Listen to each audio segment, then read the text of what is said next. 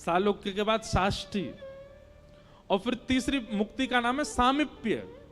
बोले तीसरी मुक्ति कैसी? बोले दर्शन नहीं, फिर तो सामीप्य मिलेगा। जैसे ठाकुर जी के आसपास कम से कम 100 सेवक रहते हैं, कोई ठाकुर जी को जल पिलाने की सेवा में है, कोई ठाकुर जी के वस्त्र बनाने की सेवा में है, कोई ठाकुर जी का झोला पकड़ के चलने की सेवा में है, कोई ठाकुर जी का रथ चलाने की सेवा में है। उन सेवा में नित्य ठाकुर जी आपके थोड़े समीप रहेंगे, ये सामीप्य मुक्ति। तो सालोक्य, साष्टी, सामीप्य, और फिर चौथी मुक्ति बताइए सारूप्य। सारूप्य मुक्ति कैसी है? बोले ठाकुर जी जैसे ही आप भी चतुर्भुज हो जाओगे, ठाकुर जी जैसा ही रूप मिल जाएगा आपको। और कभी कभी ठाकुर जी को जब किसी से नहीं मिलना होगा तो आपको ही बोल, तू बैठ जा भैया, तू ही ठाकुर जी बन के बैठ जा, सबन को दर्शन दे दे। मतलब एक मित्रता जैसी ठाकुर जी से हो जाएगी, सारूप्य। एक कथा याद आई हमको, ध्यान से सुनना।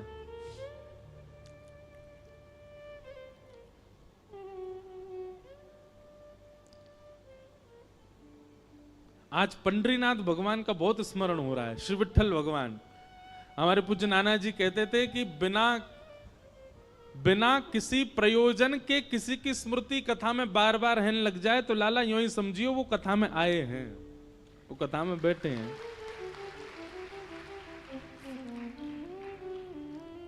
पंडरीनाथ भगवान आपके मध्य प्रदेश से महाराष्ट्र ज्यादा दूर नहीं है। हमारे मंडीदीप वाले तो अभी मेरी पंढरपुर में कथा थी तो आए भी थे, आप लोग भी जाना एक बार। अद्भुत ठाकुर जी हैं पंढरपुर में, ऐसे खड़े कमर पर हाथ रख के, श्री विठ्ठल भगवान।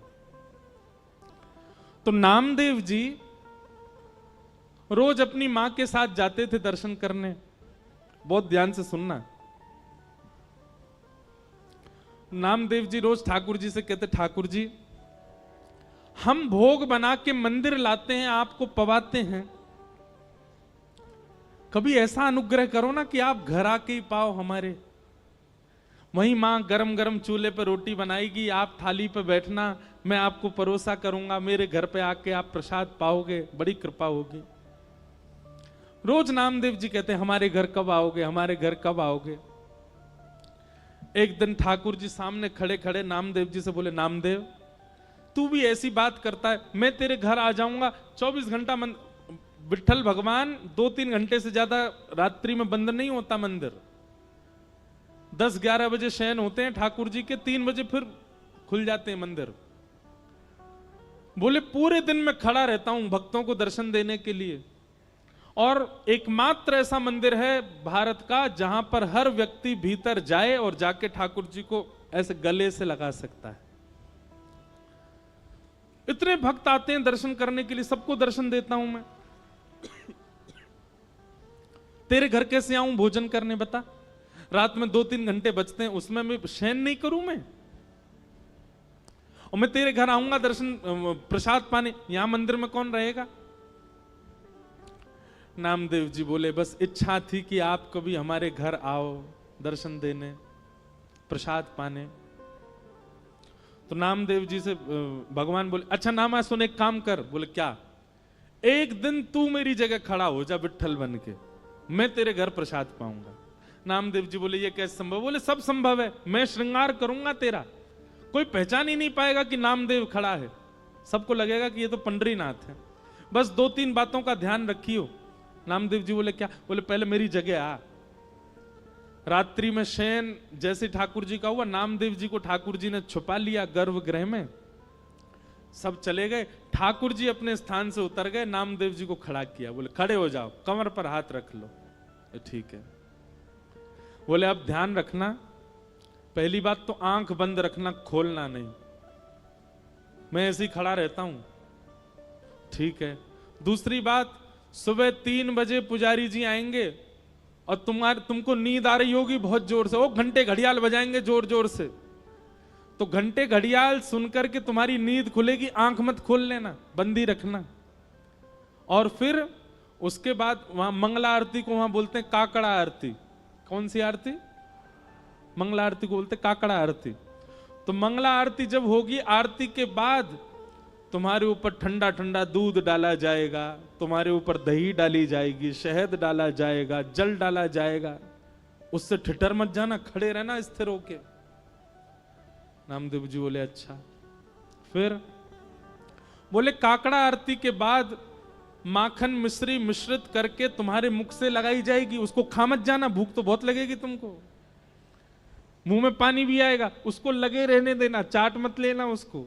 कहीं तुमने चाट लिया तो सब समझ जाएंगे नामदेव, खूब पिटाई होगी तुम्हारी।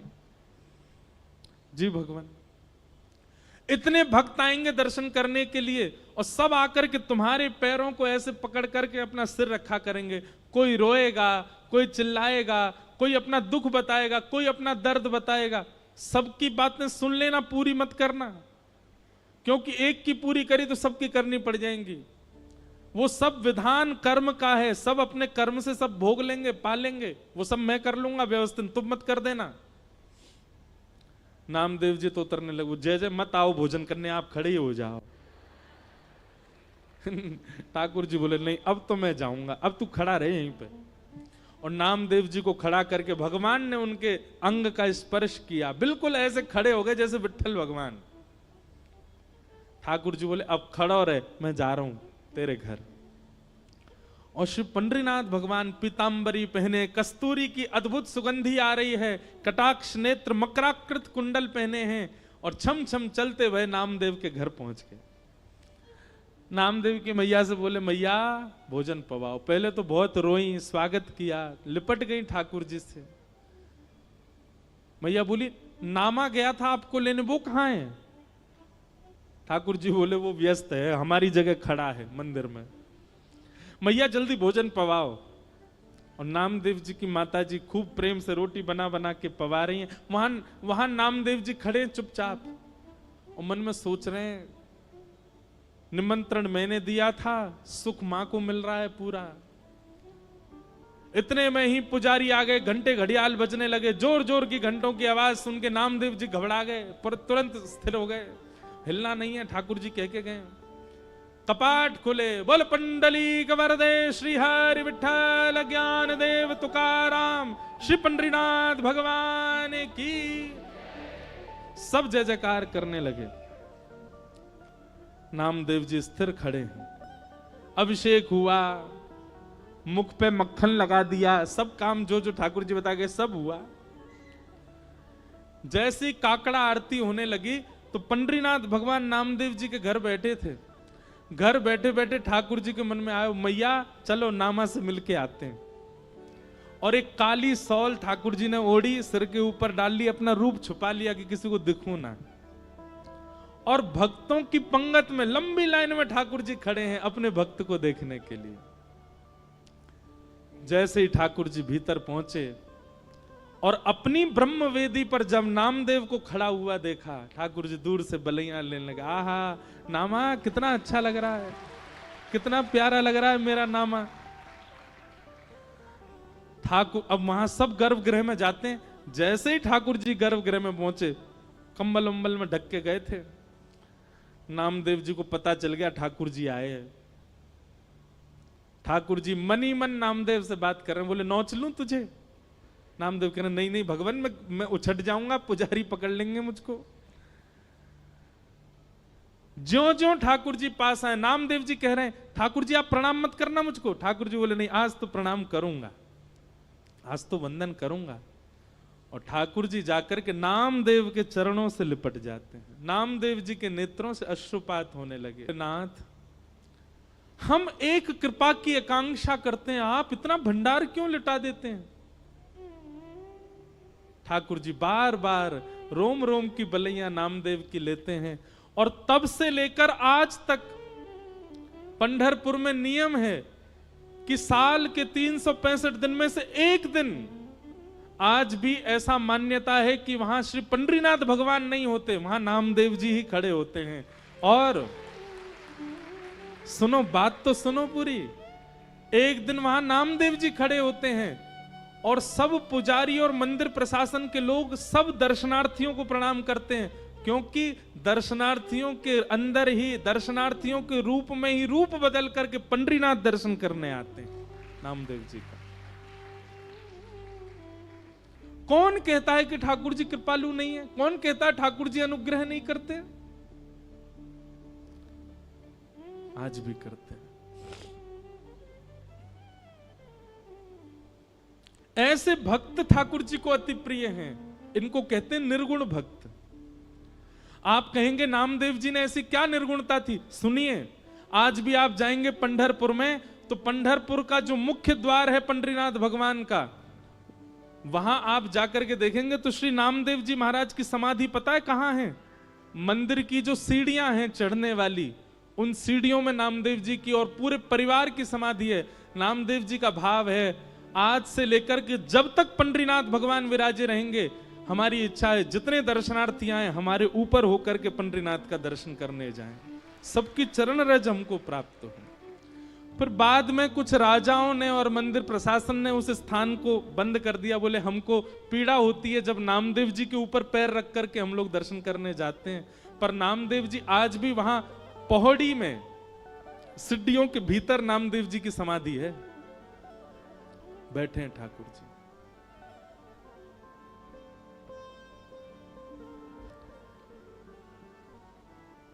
नामदेव जी कीर्तन कर रहे थे और उनके कीर्तन में हजारों वैष्णव नृत्य कर रहे थे। उस कीर्तन की ध्वनि जब पंढरपुर में पंडरीनाथ भगवान को सुनाई दी तो अपनी ब्रह्मवेदी पर खड़े हुए भगवान रुक्मणी जी से कहने लगे, रुक्मणी मैं जाऊं कीर्तन में, मेरा मन नहीं लग रहा, मुझे बहुत अच्छा नामदेव की बहुत याद आ रही है। रुक्मणी जी बोली, आप चले गए तो पूरे पूरे कीर्तन को भंग कर दोगे। भगवान बोले क्यों? बोले आपको देख करके सब कीर्तन में मदमस्त हैं, सब छोड़ देंगे, आपको देखने लग जाएंगे।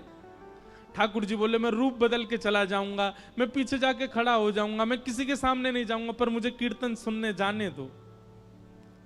रुक्मणी जी बोली अच्छा ठीक है जाओ। ठाकुर जी रूप छुपा करके कीर्तन में पहुंचे। नामदेव जी आनंद में भर करके कीर्तन कर रहे थे और नामदेव जी के कीर्तन को सुनते सुनते सुनते ठाकुर जी इतने मंत्रमुग्ध हो गए कि भूल गए कि मुझे खुद को छुपाना है। वस्त्र हट गए, ठाकुर जी का रूप प्रकट हो गया।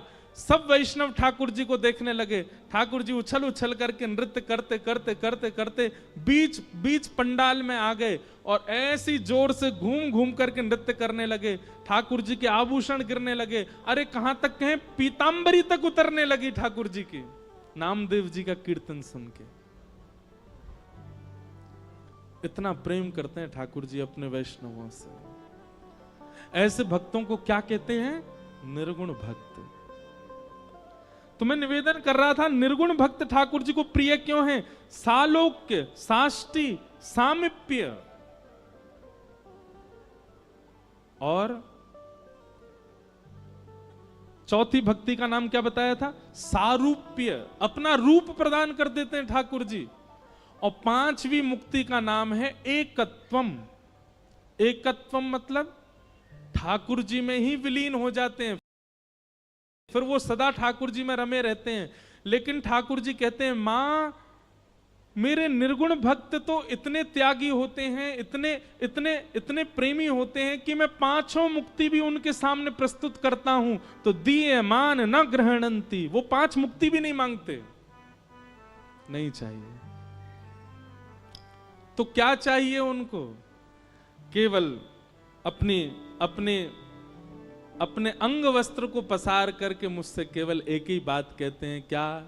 बोले नाथ जन्म जन्म दीजो याहि ब्रज बसे वो, जन्म जन्म दीजो याहि ब्रज। हे नाथ मैं हर बार जन्म लूं और हर बार जन्म लेकर के आपका दास ही बनूं, आपके ब्रज में जन्मूं, हर बार जन्म लेकर के आपका तिलक लगा के घूमा करूं, गले में कंठी माला पहनूं, हर बार जन्म लेकर के कथा सुना करूं और दोनों भुजा उठा करके उसमें नृत्य किया करूं। नाथ देना है तो ऐसा वरदान दे दो कि मेरा हर बार जन्म हो और मैं हर बार आपका दास बना करूं। मां वेद शास्त्र उपनिषद पुराण सब कहते हैं कि पुनर्जन्म ना लेना पड़े ऐसे कर्म करो, पर मेरे निर्गुण भक्त कहते हैं कि नाथ कृपा करके हमको पुनर्जन्म दे दो और फिर से आपके दास बन जाएं, ऐसी कृपा कर दो। आपको भजना हमारी संपत्ति है, आपको याद करना हमारी संपत्ति है, आपकी याद में रोना बिलखना, आपकी कथा सुनना, इसमें हमको बहुत सुख मिलता है नाथ। अरे और किसी की क्या बात, पंचमुखी श्री हनुमान जी महाराज यह भी निर्गुण भक्त हैं। जब प्रभु श्री राम अपनी लीला पूरी करके जाने लगे, हनुमान जी नहीं गए साकेत। राम जी से बोले नाथ आपके साकेत में कथा होती है? राम जी बोले जहां मैं प्रत्यक्ष बैठा हूं वहां मेरी कथा सुनने की क्या आवश्यकता है? हनुमान जी बोले तो फिर आप जाइए साकेत, अयोध्या वालों को ले जाइए साकेत, अपने भक्तों को ले जाइए, मैं तो पृथ्वी पर ही रहूंगा और यहीं बैठा बैठा आपकी कथा सुना करूंगा। क्यों? हनुमान जी कहते हैं संयोग में प्रेमी केवल नेत्रों को दिखाई देता है, लेकिन जब प्रेमी का वियोग होता है और प्रेमी की चर्चा सुनने जब हम कथा में जाते हैं तो नाथ रोम रोम को प्रेमी दिखाई देता है। हम तो रोम रोम से आपके होना चाहते हैं, केवल नेत्रों से नहीं।